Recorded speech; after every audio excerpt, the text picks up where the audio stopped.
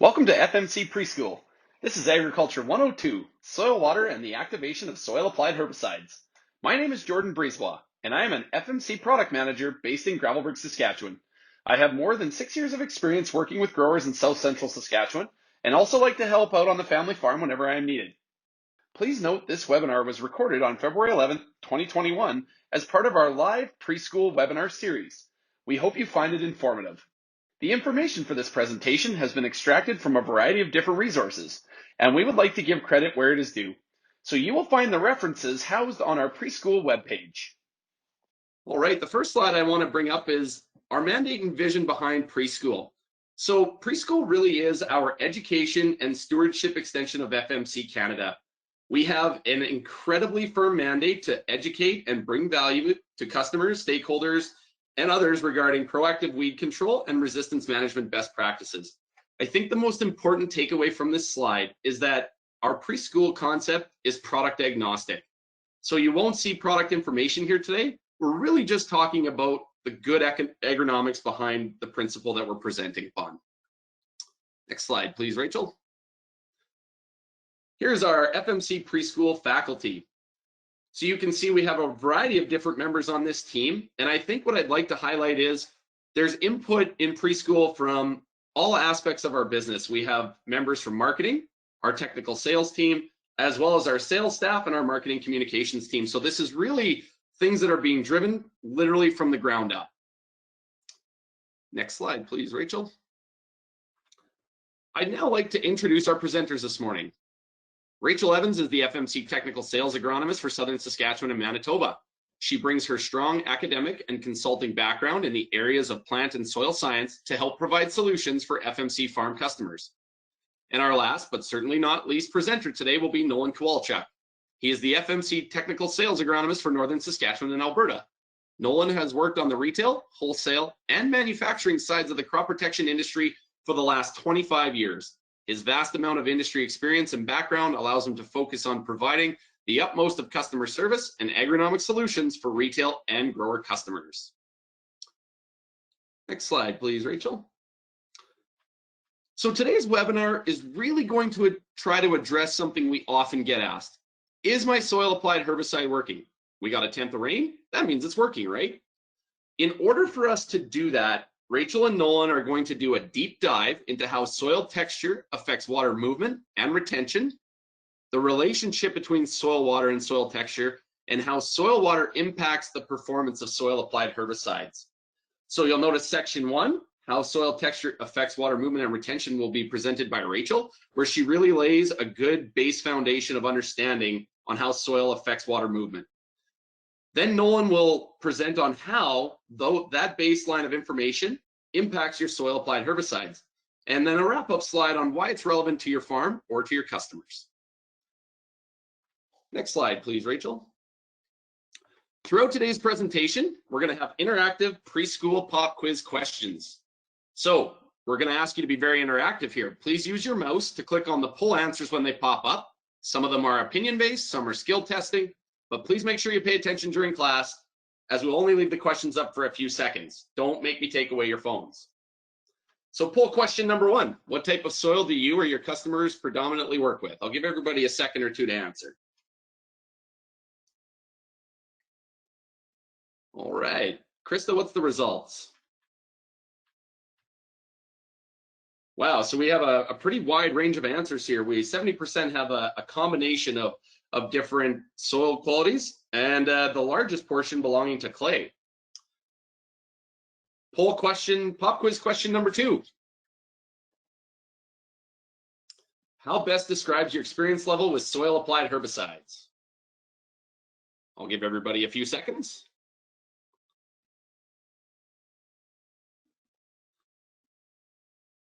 All right, Krista, what are our results?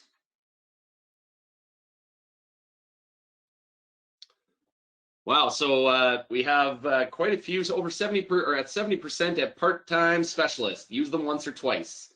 We do have some highly skilled people out there and a few rookies, so I think the content today will fit perfectly for that mix. So without further ado, ladies and gentlemen, please welcome Rachel Evans to start things off this morning.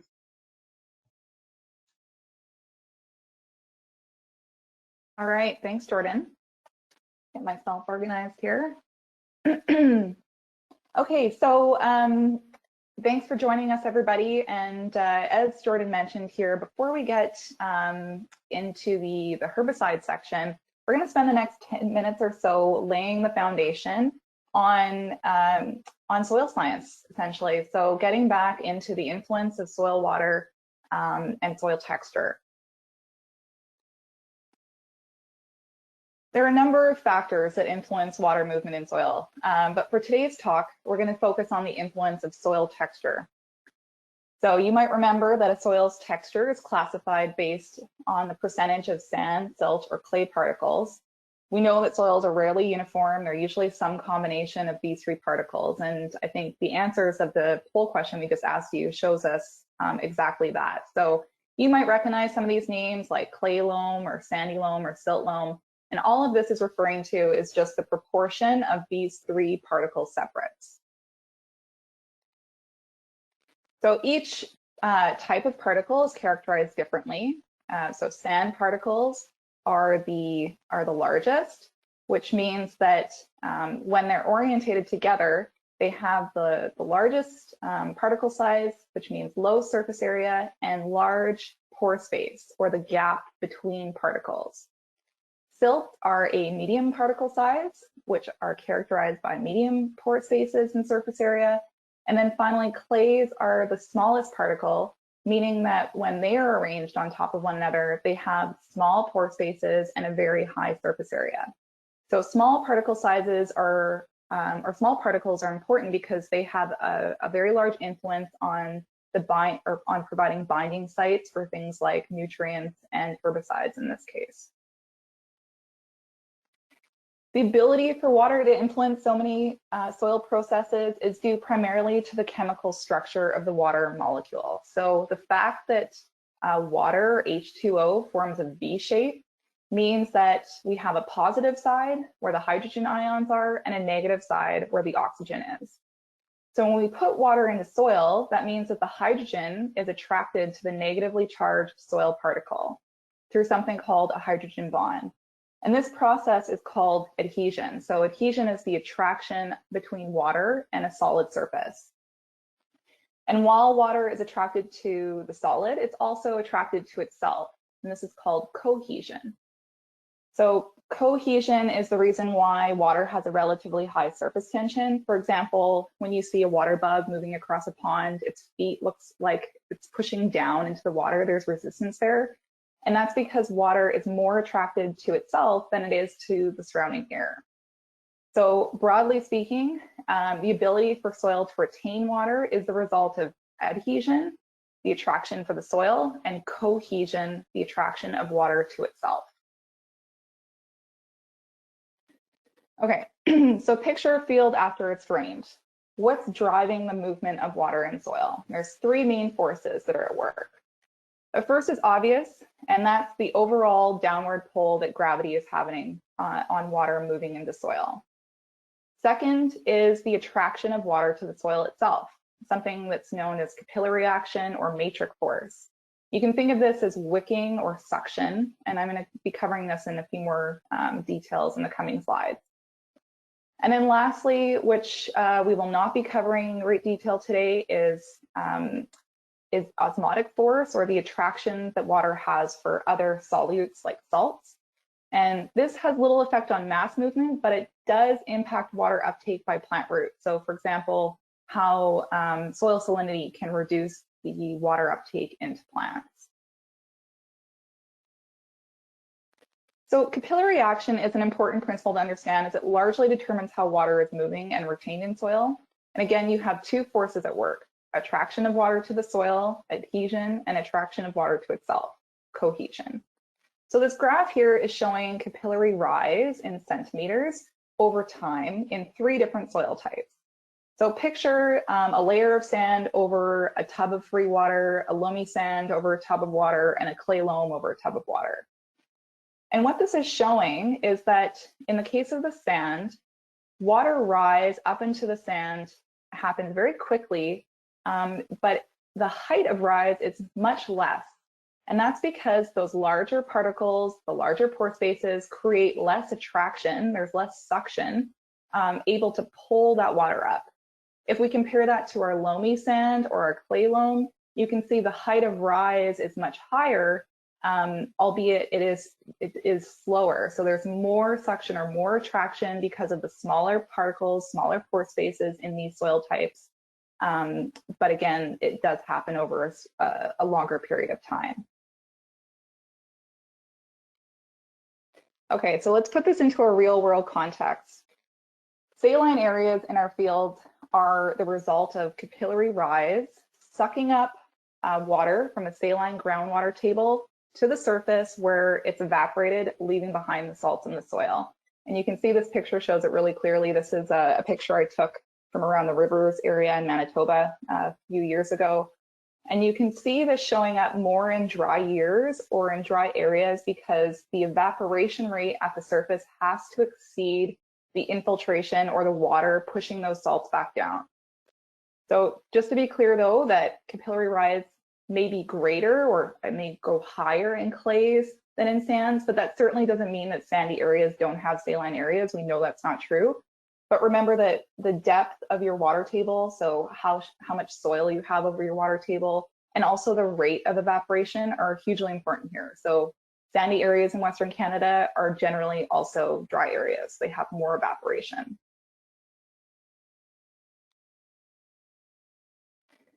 Okay, so if water moves in response to two major forces, capillary action and gravity, we also have to consider that the moisture status of the soil at any given time is going to impact water movement. And this is characterized in three ways. So the first scenario is called saturated flow. And this is when all of our pore spaces are filled with water and water starts to move out of the large pore spaces first. And this is also called gravitational water because the water is so loosely held by the soil that gravity is able to take hold and move it downwards. After all the water has moved out of the large pores, what happens next is called unsaturated flow. And so at this time, it's just the smaller pore spaces that are holding and transmitting water. And this is what's happening most of the time. So here you have gravity, but you also have the capillary action or that attraction of water to these particles at work. And then lastly, vapor movement. This does play a role in very, very dry soils, but it's not involved in the mass flow of water. So aside from mentioning it here, I'm not going to be going into a ton more detail. All right, so this picture is now showing us how soil type is influencing water movement. It does a really good job, I think. So pretend that we have the same amount of water that's being pumped out onto the surface. This is my little pump here, and it's pumping the same amount of water onto a clay, onto a loam, and onto a sand. And there's a few things that jump out when we look at this. So first is the depth that the water is reaching. So some studies have shown that it can take twice as long in the clay than it can in the sand for that same amount of water to reach the depth. So you can see the water percolates downward much more quickly than it does in the clay or in the loam. And that's because of the larger sand particles and the large pore spaces. Another way of saying this is that sand has a higher saturated conductivity than the clay. And then second, what you can see is the path the water takes. It's much more concentrated in the sand than it is in the loam or in the clay. And that's because there's less capillary action involved. So in the case of the clay, you have more horizontal movement because the smaller particles, the smaller pore spaces are essentially fighting gravity and pulling the water horizontally, as well as gravity moving it downwards. So you see that's more lateral movement in clay and in loam soils than you do in the sands. But in a practical world, we know that soils are not uniform. We often see fields go from clay loam to a silty clay or a sandy clay, and fields can also vary in how they're layered. So how does that impact water movement? So let's say, for example, we have a fine textured A horizon or topsoil, and that's layered over top of a coarse E horizon. So this is the coarse sand in the E horizon. So in this example, you might expect that sand layer to speed up the downward movement of water. Sand soils have a higher saturated flow, right, Rachel? But actually the scenario, or in this scenario, it has the opposite effect.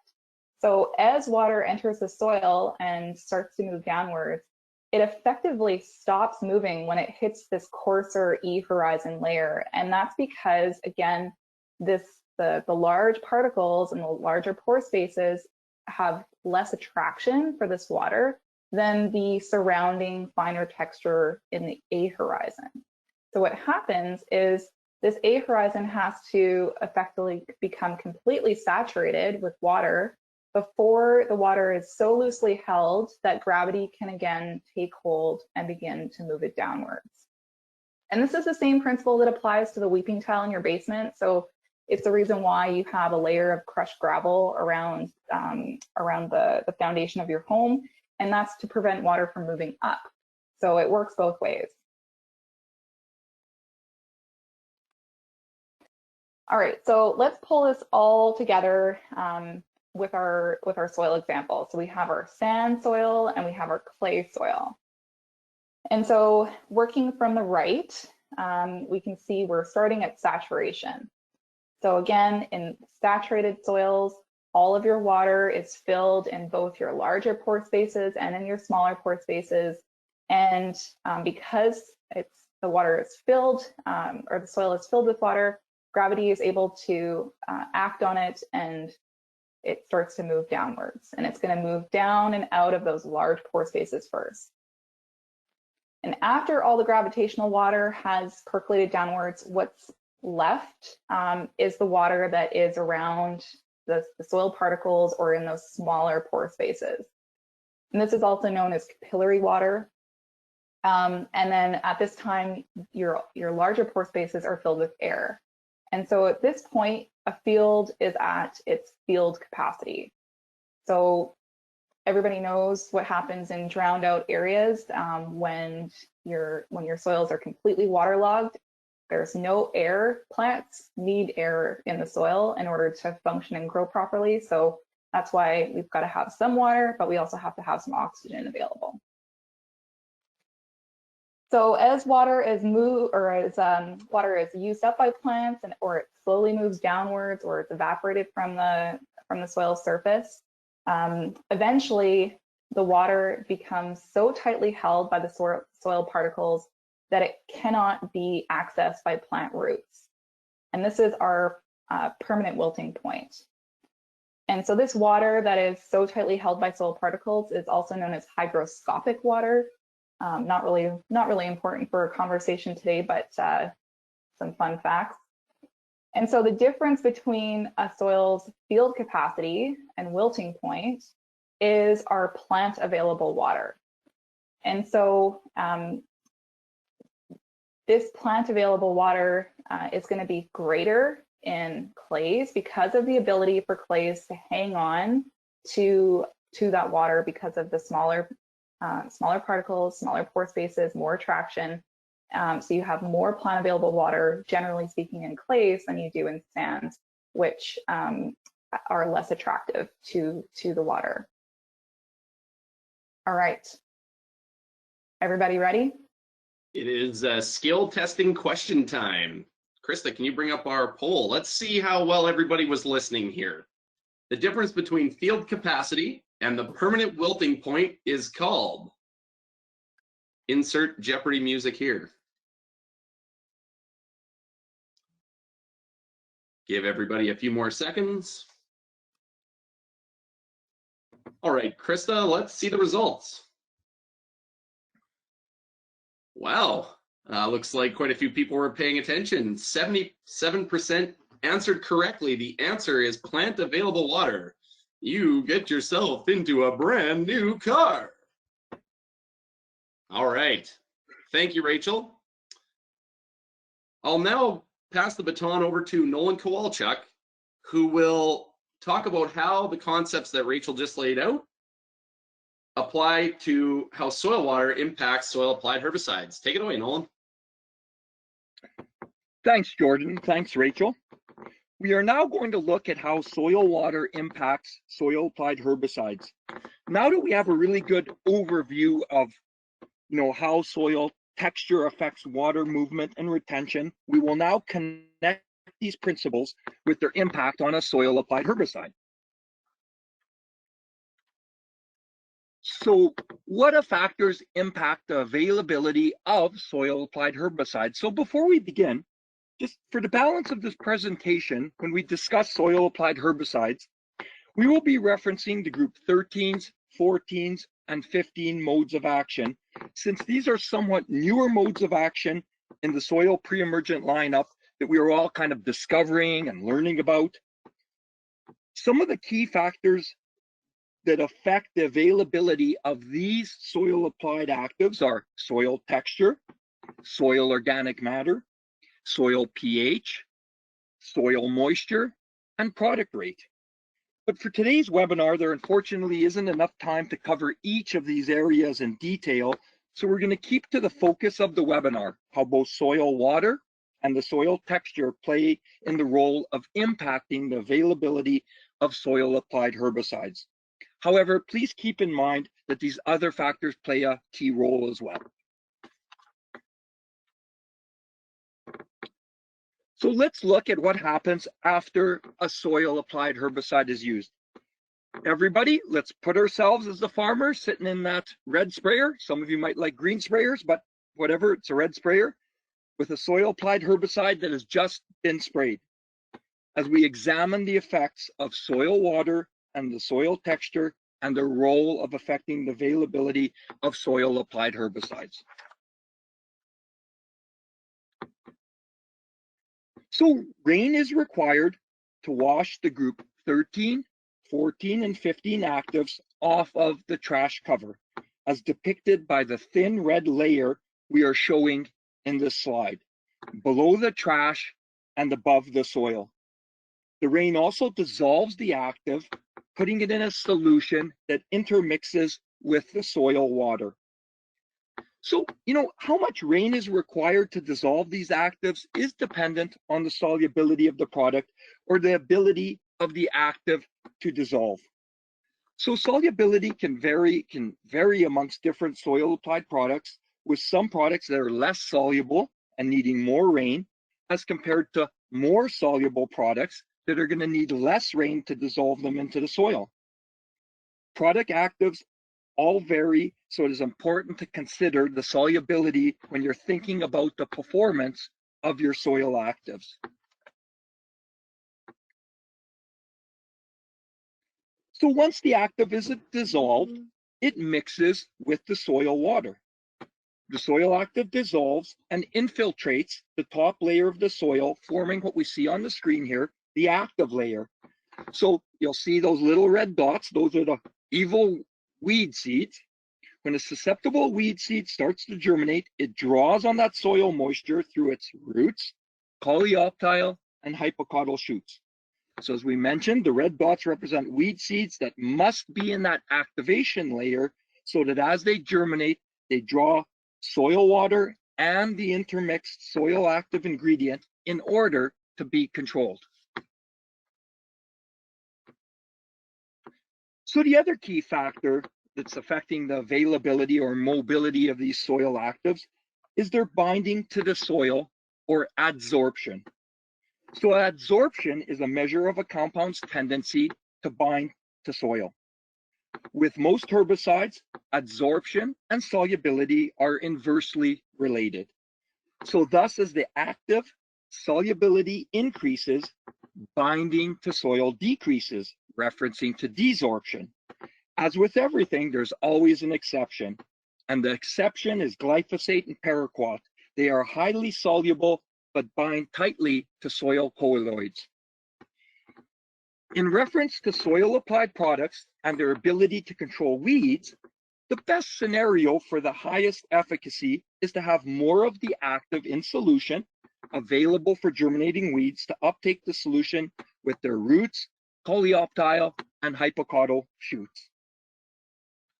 However, the soil texture plays a key role in the adsorption of the soil active to the soil particles. This binding determines the availability or lack of availability of the active for germinating weed seeds to uptake the active. So in coarse sand soils, the soil particles are larger, there is less binding, and so the active is desorbed, thus more available for weed uptake. In a clay or fine textured soil that has smaller particles, there is greater soil binding or adsorption, thus less product available for weed uptake by the roots. The active is less mobile or less available.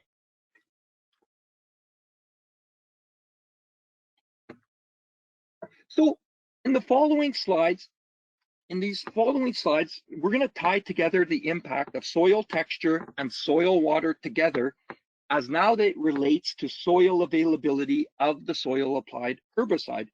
So in these next 3 slides, we're going to look at sand soils, at product activation, and the soil holding water, which we, as Rachel mentioned, is water holding capacity, when the soil is very dry and when the soil is very wet. So in sand soils, at activation and the soil holding water, normal soil water conditions or water holding capacity, sand has large particle sizes, as you see in the diagram, and is not able to retain water like clay soils. When we receive rain, the active is dissolved and mixed within the soil water. Because the sand is coarse, there is less active soil tie-up, desorption versus adsorption, and the product is more available in the active layer for root uptake by the germinating weed. With activation in the sand soil, the active is available for germinating weed uptake, and the target weed will be controlled. It is with these soil textures that we can consider using the lower labeled product rate. So now we have the other an extreme, sand soils and very dry soil conditions. So let's say it's after initial activation, and we can have some extremely dry conditions, excessively dry, windy days, and no rain. Nobody ever has these conditions in Medicine Hat or Swift Current. The soil dries out, and when there is no soil water, soil reaching its wilting point, there is no more water to be extracted in the soil. With no more soil water, there is no intermixed soil applied active. The active is adsorbed or bound back to the soil colloids. The soil applied herbicide can become active again if it has not completely degraded after a re-wetting rain and the active desorbs and goes back into solution.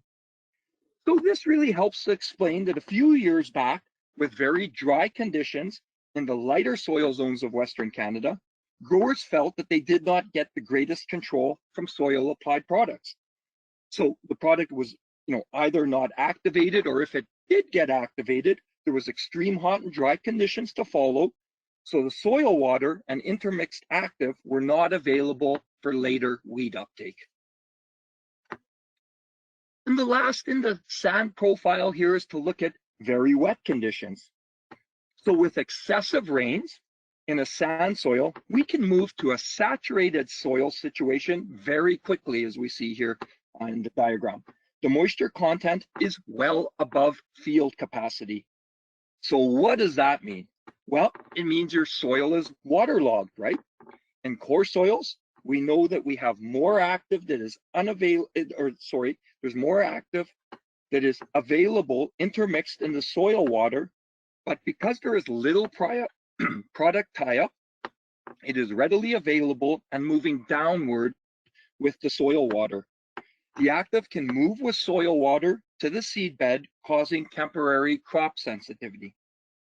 Because of higher saturated conductivity and because of the coarse texture, there is less capillary action involved, greater gravitational pull, moving both the soil water and the intermixed soil active downward. So now we're going to look in these next 3 slides at clay soils at points of activation and the soil holding water, the water holding capacity when the soil is very dry and very wet. So clay has smaller particle sizes and can retain more water than sandy soils.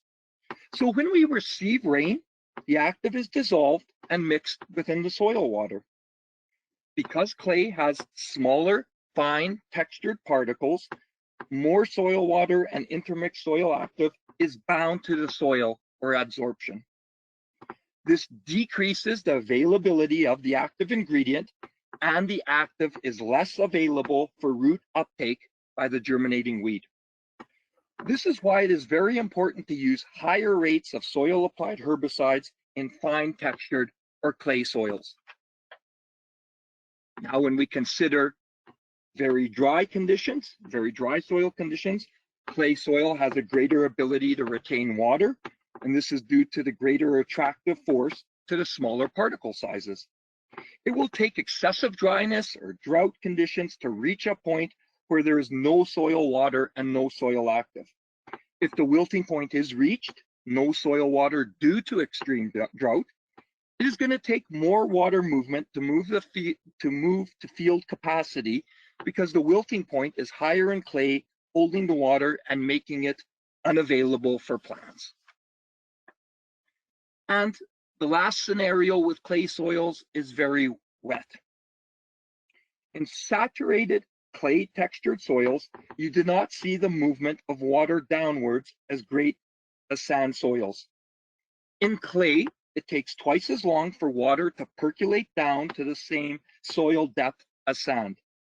As well, the movement is not directly downward because there is less capillary action, thus the water is pulled horizontally as well as downwards. So in heavier textured soils, there is less probability of movement into the seed row due to the soil tie-up, the adsorption, and the adhesion and gravitational pull are counteracting each other, resulting in some downward but lateral movement as well. That was mentioned earlier. Oh, and I see we're on to our final pop quiz here. Yeah, thanks, Nolan. I think you really laid it out there, you know, how soil really affects how, you know, you want to use a soil applied product really well, and how different conditions can affect that. So with that, let's bring up our next poll question. Krista, can you bring it up? After today, how likely are you to pay attention to soil parameters when using a soil applied herbicide?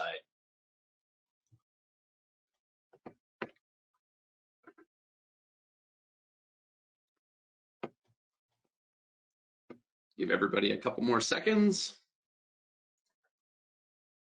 All right, Krista, let's see the results. Wow, highly likely. So that's great. Good to see everybody really taking into account, you know, environment and the way soil affects potentially all the products in this space. So excellent. All right, which takes us to the final piece of our presentation. The question is why this is relevant for your farm or your customers. Rachel, I'll leave it up to you. All right, thanks, Jordan. So to wrap things up today, hopefully we have demonstrated to you the importance that soil texture plays in both how water moves and also how it affects these soil applied herbicides. And I think as a starting point, you know, it's helpful to know what your soil characteristics are so that you have a better understanding of how that could influence a product's performance. So, you know, dig out that soil test, or better yet, get some zoned soil tests done so you know the variability of the soils in your fields. Second, you know, the small particle size and high surface area of those clays means that there's more potential for binding of your soil applied herbicide. So if a product has a rate structure, and not all of them do, but if they do, make sure you're following the recommended rate based on your soil type. And then the age-old question, right, is that rainfall. So the group 13s, 14s, and 15s need to be dissolved in the soil solution in order to be drawn into those germinating weed seeds. So how much and how frequently has the field received moisture? And so we know that soils that are higher in clays have a better ability to retain water, meaning that they are more likely to have water available to move a soil applied herbicide up into germinating weed seeds. But sandy soils, sandy soils tend to dry out more quickly. So I think in both cases, it's important to appreciate that our intermittent rains are really going to be the ideal scenario, no matter what your herbicide or no matter what your soil types are, to keep that herbicide in solution and available for weeds. And then lastly here, I think hopefully now you can appreciate that there's definitely a balance of trade-offs in what affects the availability of some of these chemistries. So the characteristics of clays or sands are basically simultaneously making these soil applied herbicides more or less available. So, encourage you to ask the questions, get the support so that you can set yourself up for success.